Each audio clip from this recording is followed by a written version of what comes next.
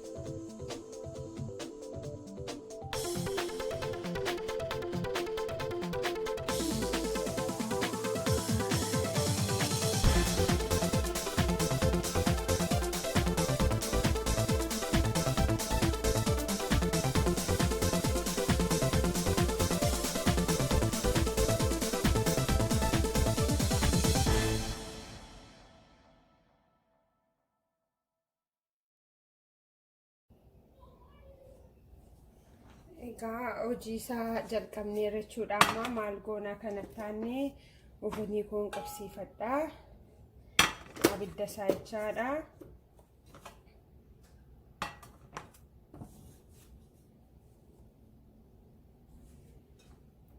Akkuma isinitti mul'atu eegan abidda isaa kana qabsiifadhee booda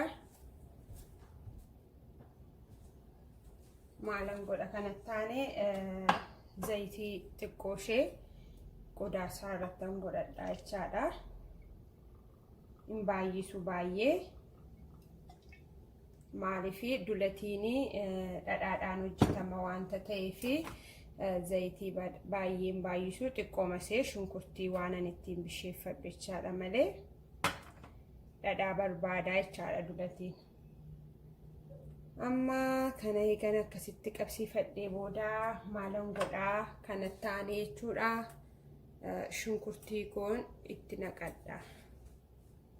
Eega xiqqoo ishee zayitii keenya xiqqoo ooyisnee booda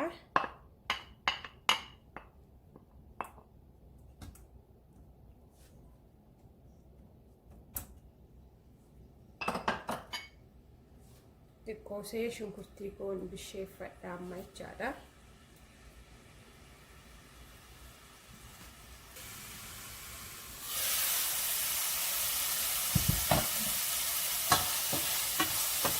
shunkurtii kun xiqqoo ishee naabishaachuu qaba. shunkurtichi akkanni keessaa utuun bishaatiin akkanni mul'annetti xiqqoo ishee bisheeffachaadha.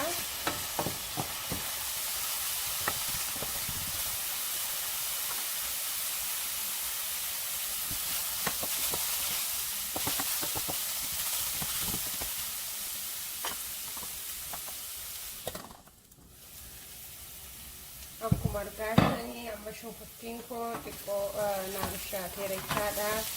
Kanatti aanee maalan itti godhadha. Asirraa kororimaa xiqqoo ishee kororimaadha kuni. Kororimaa xiqqoochaan godhadha. Waluma faana itti goggodha waaniin itti goggodhadhu hundumaayyuu amma kanatti aanee qullubbii dursitanii itti godhachuu dandeessu.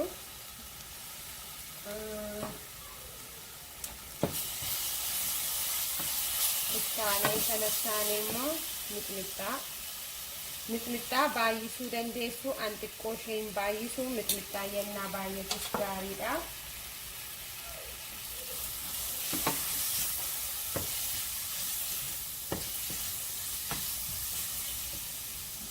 Kun immoo qunda barbarree. Black pepper jechuudha. Qunda barbarreedha kuni.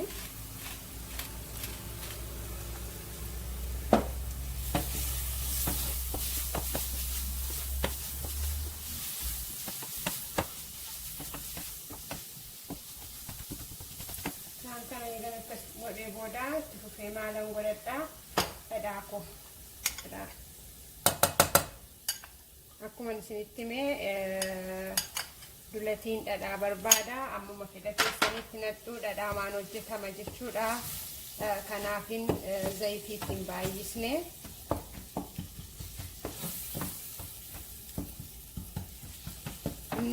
Inni nama jalqaba irratti isin agarsiisaa jiru isa kamidha? Isa bishaataadha jechaadha.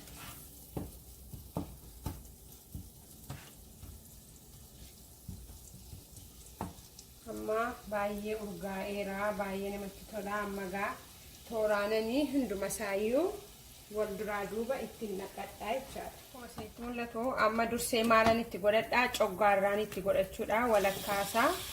Maalifi kan isiniin jedheen isinitti agarsiisa walakkaasaatiin immoo waanta ta'eefi coggaarraan duratti naqadha. Xiqqoo ishee coggaarrichaa dursee nan bisheessa jechuudha warra kaaniin dura. Isa kana durseen bisheeffadha jechaadha. Maalifi inni kuni gatii dafee hin bishaannee fi warra kaanii wajjiniin akka wal naaf qixxaatuu fi durseen bisheessaa jechuudha. Daqiiqaa 5 tokko kana dursinee eega bisheessinee booda warra kaan garuu duraa duubumaanii aluma tokkichatti naqanne jechuudha. Amma gaa isa kana bisheesseen isinitti deebi'a.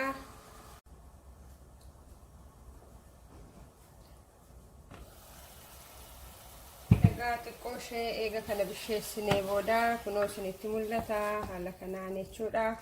Xiqqoo ishee eegan akka kanatti qobaatti isa bisheeffadhee booda amma wal duraa duuba waan hunduma isaayyuu walakkaasaa ittiin godhadha jechaadha.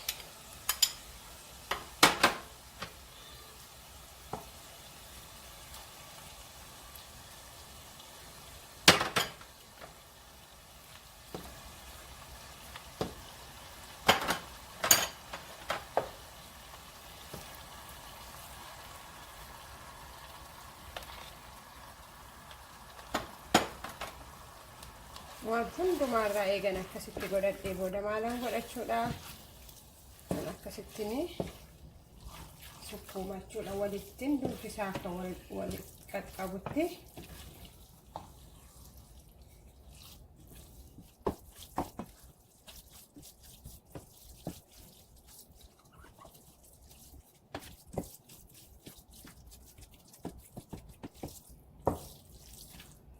Gaamatti fooliinsaa akkanitti namatti tolu qullubbii fi jinjibila waan hundumaa qaba waanta ta'eef kana xiqqoon bisheessaa jechaadha. Humna isaa gadi qabeen jira baay'ee humna abiddichaa haa'ee gochuun nurra hin jiru.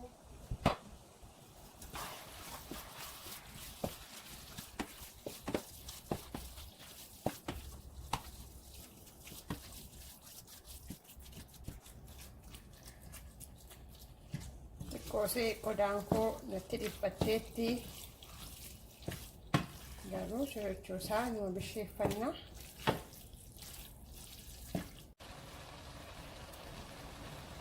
Egaa haala kana fakkaatuun dulatiin koo qaqqabeerachaadha. Baay'ee bareedaa, baay'ee mi'aawaa dhugaamatti haala kanaan qopheeffattanii akkasiin gargaaramtanii abdii guddaan qabaa. Asuma irratti maal gochuudha qaariyaa keenya kuuseetti mul'atu xiqqoomasee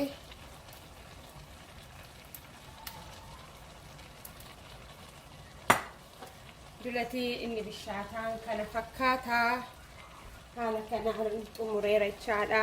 Kunootti gaa bifa kana fakkaatuun inni bishaataan raateera. Amma immoo isaa dheedhii yookaan immoo labbiin isinitti agarsiisa. Isa booda immoo dhiyeesseen isinitti agarsiisa. Anuma faana tura. Egaa amma immoo akkuma isinitti mul'atu isaa hin bishaanne isa dheedhiin jalqabuuf fedha. Isaafis immoo xiqqoo ishee shunkurtiin bishaachuu qaba. Wantoota jalqaba godhanne hunduma isaayyuu godhachuutu nurrara. Akkuma isaatti hojjedha shunkurtiin koo bishaatu. Xiqqoo ishee maalan godhaa zayitii xinnoon itti naqadha.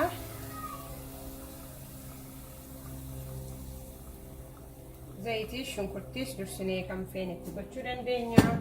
Baay'ee ittiin baay'isu. Akkuma silaatii shunkurtii makana akkanaa bisheessuuf malee maalan itti godhadha jechuudha. Dhadhaadha kan barbaadamu. Amma xiqqoo ishee shunkurtii koo eegan bisheessee booda isinittan deebi'ee dhufa. Anuma faana tura.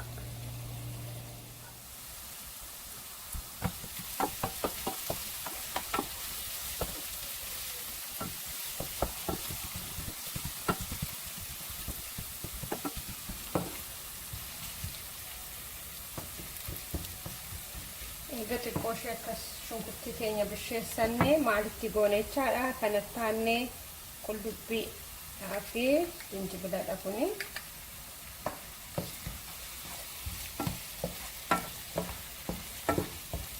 Badaa walii wajjinuma bishaataa hundumtu wanta ta'eef sakamiin yoo dura godhattan sakamiinis yoo booda gootan rakkoo hin qabu maayyuu. Amma qullubbii fi jinjibila koo eegan akkas godhee taane maalan godhaa. Kun kororimaadha jechaadha. Kororimaa maankaa shaayii walakkaan itti godhaa. Qunda barbarree yookaan black pepper. Kun qunda barbarreedha. Xiqqoo seenan baay'ee sanatti tola gatii ta'eefannee qunda barbarree.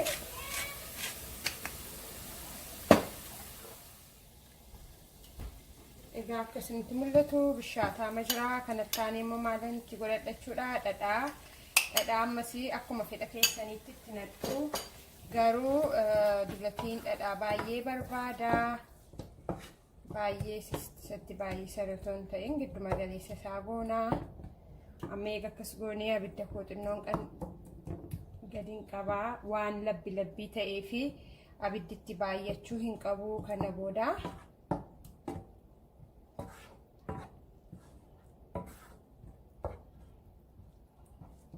Akkuma isinitti mul'atu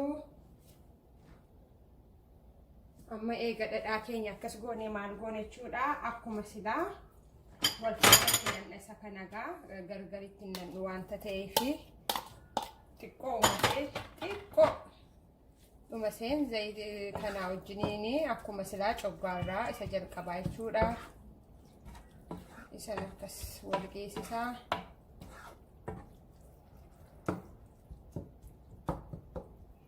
xiqqoo coggaarraa duwwaan xiqqoo bisheessaa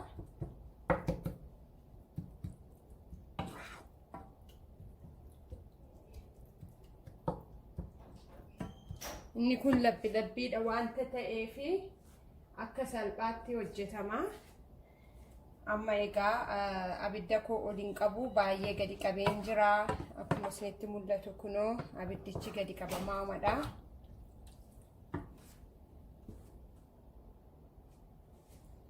maalan godha warra kana waluma faana hunduma isaayyuu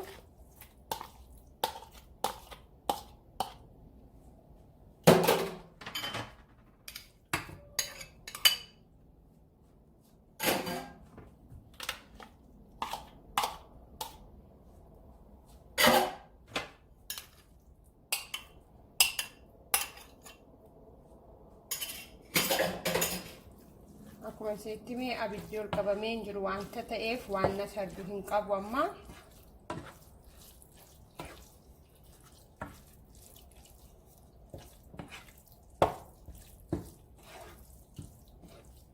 baay'ee mangadi qabee jira abidda kanan dagatinaa akka gaariimatti xiqqooma seenan kanaa duwwaa kanaan akka ho'u duwwaa malee hin bisheessu inni kun labbiidha silumaan isinitti maayira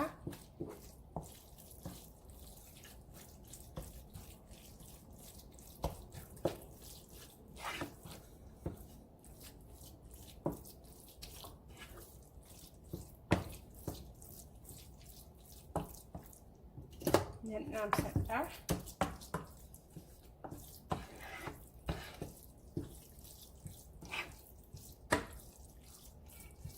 Ini kun maalidha jechuudha labbiin immoo bifa kanaan naa qaqqabeera jechuudha no kana caalaa abidda irra tursuun irra hin jiru akkuma isinitti mee abidda argachuun hin qabu wanta ta'eef abidda qabbanaa'eera dhumarratti ashaboo keessanii ilaaltanii qaariyaa keessan isa kanas akkasittiin irra keessatti itti godhatanii dulatiin keenya bifa kanaanii inni labbiinis qaqqabeera jechuudha kun akkuma isin ilaaltanii baay'ee namatti tola egaa viidiyoo koo amma dhumaatti waan na wajjin turtaniif guddaa galatoomaa dhiyeessee immoo maal akka fakkaatu isinitti agarsiisa egaa dulatiin haala kanaanan qopheeffadha ani mana koo keessatti ulfaadha